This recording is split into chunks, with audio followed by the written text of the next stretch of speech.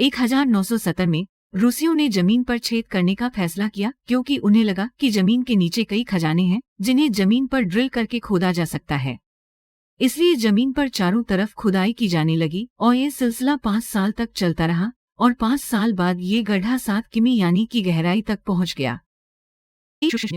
लेकिन 1989 में रूसी सरकार ने इस प्रोजेक्ट को अचानक बंद कर दिया क्योंकि जिस ड्रिलिंग मशीन से ड्रिल किया जा रहा था वह 12 किमी यानी कि गहराई में फंस गई थी। लेकिन इस प्रोजेक्ट को रोकने का यही एकमात्र कारण नहीं था। इसके अलावा जैसे जैसे हम जमीन में गहराई तक जा रहे थे, तापमान बढ़ता जा रहा था। आप कल्पना कर सकते हैं कि केवल 12 किमी की गहराई पर तापमान 210 डिग्री सेल्सियस तक पहुंच गया था।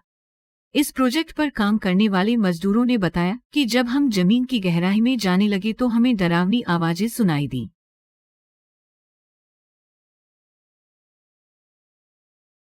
ये इतनी भयानक आवाज थी जो उन्होंने अपने जीवन में कभी नहीं सुनी थी और इन आवाजों के अलावा कभी कभी मैदान में बहुत सन्नाटा भी हो जाता था जिससे वे बहुत डर जाते थे।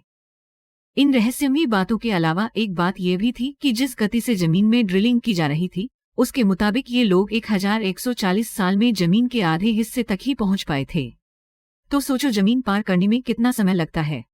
वैसे भी ये इंसानों द्वारा जमीन पर बनाया गया अब तक का सबसे गहरा छेद है जिसे कोला सुपर डीप बोरहोल के नाम से जाना जाता है। और इस प्रोजेक्ट को बंद करने के बाद ये छेद हमेशा के लिए बंद कर दिया गया। ऐसे और भी वीडियो के लिए हमारे YouTube चैनल को सब्सक्राइब जरूर करें। अगले बेहतरीन वीडियो में मिलते हैं। वीडियो में